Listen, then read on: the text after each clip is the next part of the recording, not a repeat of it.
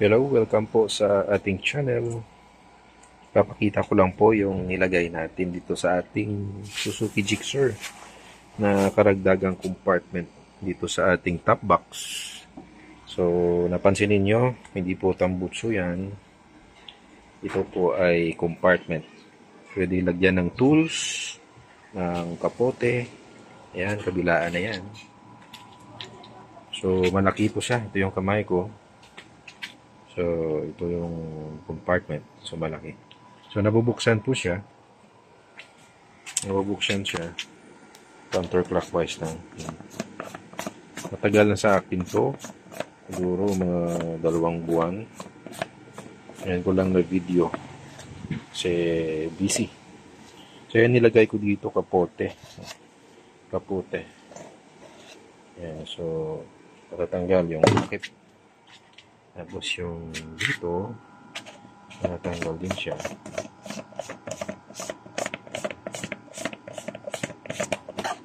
Ayan, kapote ko rin. So ito, kapote ko. At ito, kapote ni Mrs. So, dalawa na yan. So, hindi naman, depende sa inyo kung ano yung ilalagay nyo dito sa dalawang compartment. Useful siya kapag nag-long travel.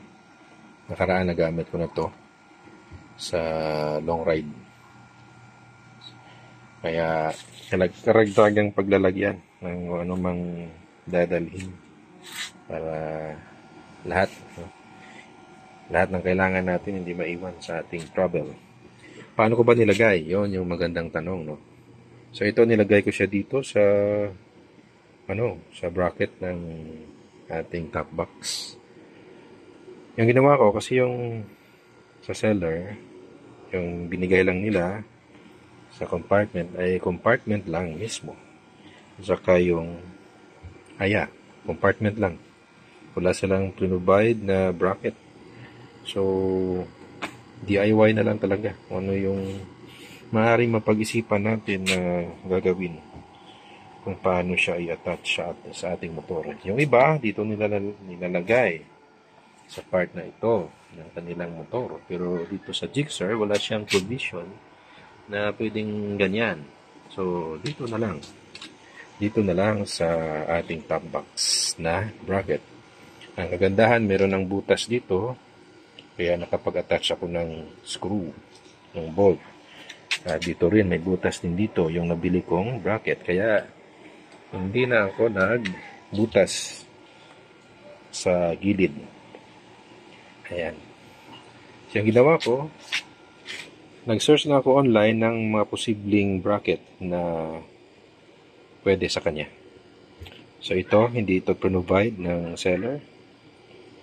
Binili ko na lang ito online para maging bracket niya. Ito rin yung makikita ninyo sa kabila. Ayan, bracket. Tapos, yung bolt, ako na rin yung nag-provide. Mabuti na lang, meron akong mga extra na bolt, no? Nung nagbabike pa tayo, meron akong mga hindi na ginagamit na bolt. Kaya ngayon, nagamit ko siya dito.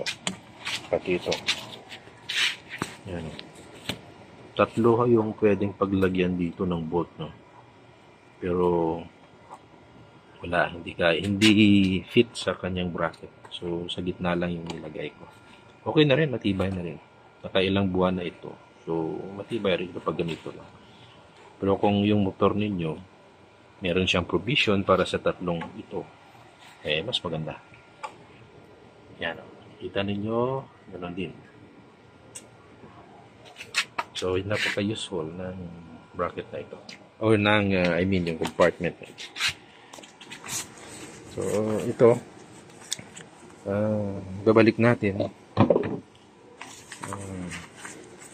Ayusin lang natin yung kapote para maibalik siya ng tama.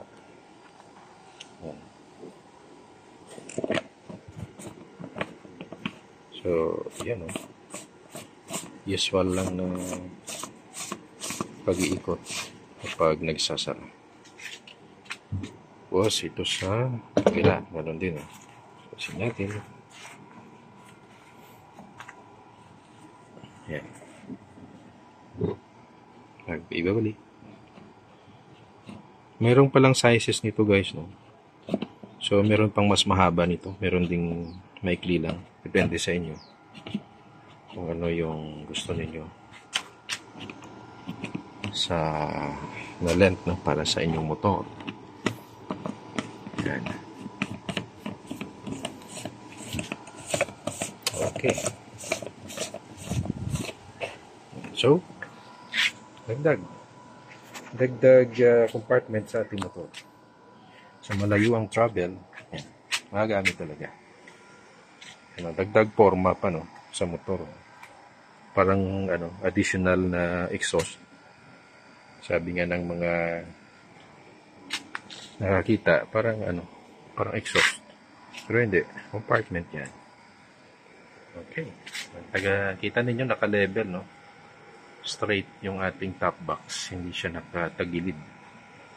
So dahil yan dito sa nilagay natin na traditional na pangpaalsa ng bracket para sa top box. Okay, so yan lang lamang po yung i-share natin sa ngayon. Kung nais nyong gayahin, pwede rin kayong mag-search online. Sa Shopee ko nabili ito, yung compartment. Pwedeng lagyan ng tools, ng kahit ano kung gusto natin na ilagay, no? Pwede natin na ilagay. Mura lang. Dalawa, nabili ko siya. Nasa 400 lang. Dalawa na. Mura talaga pag online, no?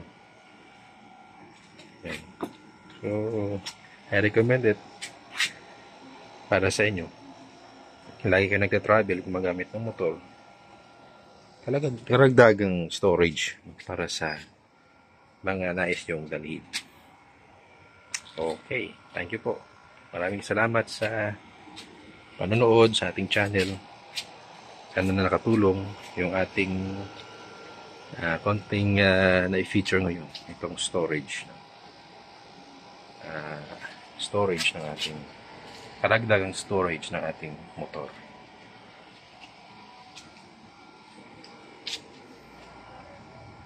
Thank you.